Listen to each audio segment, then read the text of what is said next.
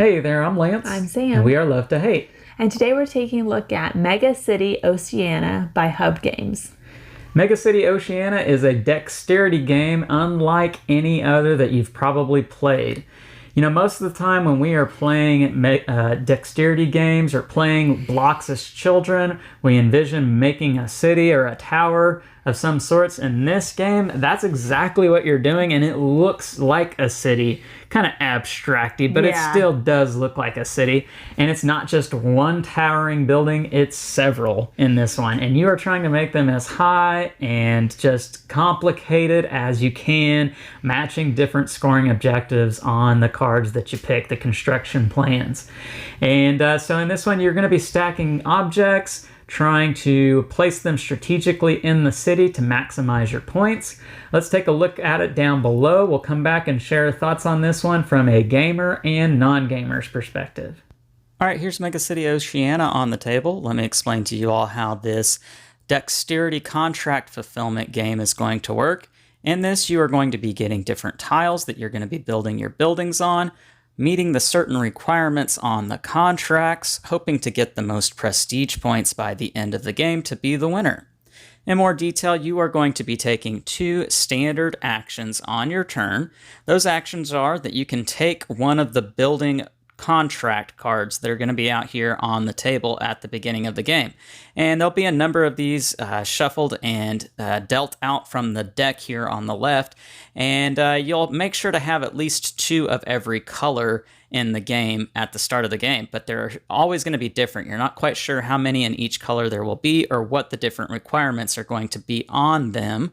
And you can only take from the ones that are on the top of each pile. And so in more detail, let me show you what are on these cards.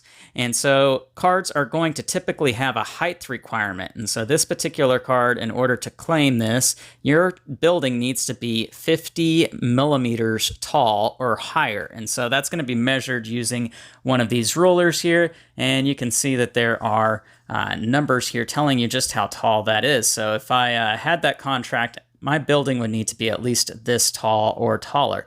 You're also going to use this ruler to determine who has the tallest building by the end of the game, and they will receive this award right here. And in addition, they're going to get this little award, which is going to give them 3 prestige points at the end of the game. So you're always wanting to try to make your building taller than the tallest one. Some of the other requirements you're going to find on these cards: if you see this little box right here with a number in it, that tells you your building has to contain at least 7 building pieces, exactly 7. Some of the other ones are going to have different requirements, at least 8 or exactly 8.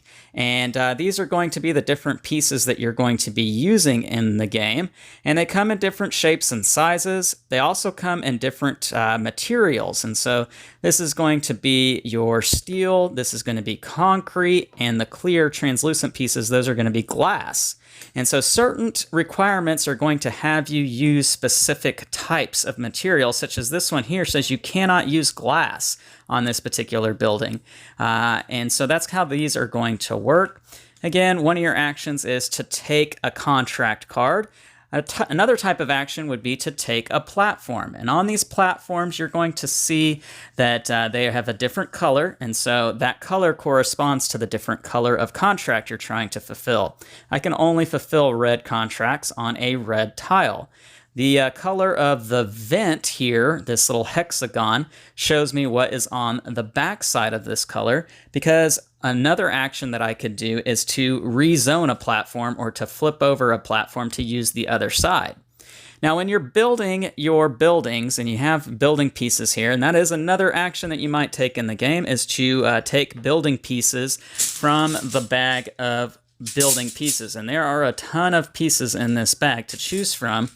But you are going to take some pieces, and you're free to do this in between turns while other players are taking their turns, placing the building pieces on here. And what you are wanting to do, you're wanting to cover up these utility vents. So this is how your building is going to get the utilities: gas, electric, water, that sort of thing.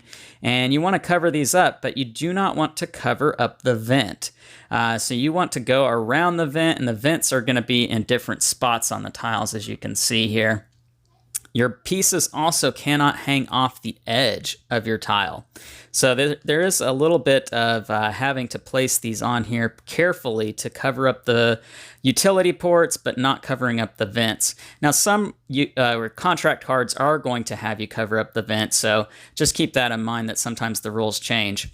Anyhow, back to our standard actions. Again, we can take a contract, we can take a platform, we can flip that platform over. You can also refresh all the platforms, getting rid of these and putting out new ones. But you can decide that instead of taking those two standard actions, you could say, I want to deliver a building. So after you have all your pieces on your building card, and I'm just going to throw some out here. I know this isn't quite meeting the rules, but I'm just doing this for an example here. And so maybe my building looks something like this. This is kind of hard to do one-handed. Oh, goodness. Well, you get the idea. I'm going to just throw things on here. Once I say, okay, my building is ready to go, then I slide my building out here onto the city. And so there's going to be a central park tile out here that all players are going to be building off of and expanding the city. You have to place your building connecting to another tile, one side edge here touching another side edge of a tile that's already out here. And so I might do this. And players are also going to have color cubes that they're going to be using to say, well, that was my building. I claim that one. And so after you push this out here, if your building is still standing, then you've done it. You've completed that building, and you get to score points on the contract card that you were trying to complete. And so that was purple. And so I might say, I completed this one here. And so I would get 5 prestige points for having completed that contract. Now, if my building falls over while I'm pushing it out here, then that's too bad. I have to bring my tile back, and I have to restart building the building and pushing it out there on another turn. Now, also when I deliver a building, I get to do one of 3 things as well as pushing this building out here. All players start the game with an extra park tile that you can place out here and join it to the building that you delivered, but you cannot attach it to a park, and so I could not do this. You can't have 2 parks touching each other. And the reason why you want parks out here is because one of the other 3 things you can do when you deliver a building, you can either bring a park, like I said, or you can place a monument on a park. And so you're going to take one of your leftover building pieces, and you're just going to place it standing up on top of a park. And when you do that, at the end of the game, all of your buildings that are touching parks that have monuments in them, that's going to earn you bonus points at the end of the game. You could also place a monument in Central Park. And actually, this is going to be the Central Park tile. I've got that backwards here. And so if you do that, you are going to get a bonus point immediately for having erected a monument in Central Park. Now, that's not going to stay for too long because the very next person to deliver a building is going to get to replace your Central Park monument to place another one, as long as they have extra pieces left over to do so. So that's going to be continually being replaced throughout the course of the game. You also get bonus points if your new building is the tallest building, getting the little indicator right there that is the tallest building. You'll also get bonus points if your building is made of one single material. And whoever has the most points at the end of the game is going to be the winner. The end of the game is going to be determined when all of these cards have been claimed, and then you will flip over these final 4 contracts. There's one for each color, and these are going to be very difficult to accomplish, but they are lots of points. And you only get a limited time to work on these because once the final standard contract has been completed, then all players get one last turn, regardless if you've completed any of these or not. And whoever has the most points is the winner, and that is how you play Megacity Oceania. Let's go back up top and share our thoughts on this one. And we're back, and right now we're going to show you some gameplay footage between Sam and I and our oldest. So this is 3-player here. And we're going to share our thoughts from a gamer and non-gamer's perspective on Megacity Oceania. Sam, first impression looking at this game, you've got all these different, unique, weird-looking tiles. the tiles you draw from the bag, and then you've got those hexagon tiles. What were your first thoughts on this? I mean, when you first set it out and you don't have all the pieces to build the buildings, it's like, okay, this looks like it's going to be a pretty straightforward game. There's not a ton of pieces. Right. And then you start drawing those pieces to make the buildings. And my first thought was, I think I was really frustrated at the beginning because I was like, I have no idea how this is supposed to work, because you have the card telling you, okay, you need a ravine in the middle of all these pieces. You need to be able to see through to the bottom. You need an arch, or you need an arch. It needs to be this tall. And I'm like, you got to be kidding me. Yeah. But it's not as difficult as it first appears. You start realizing, like, the height it's pretty easy to obtain. Right. The arch is easier to obtain than you think it is. Yeah. I think the hardest part of it is when it says you cannot use a certain material, which I think I got lucky and didn't have that too often. But I think our son kept getting do not use glass, and he was only drawing glass. Right. Yeah. Yeah. And so right off the bat, with you saying that, I do want to mention one thing real quick, and that is you can play where you don't play with those requirements on the card, that you can just simply play that type of tile and the height and the number of pieces, but everything else on the card you can ignore. So you can play that way.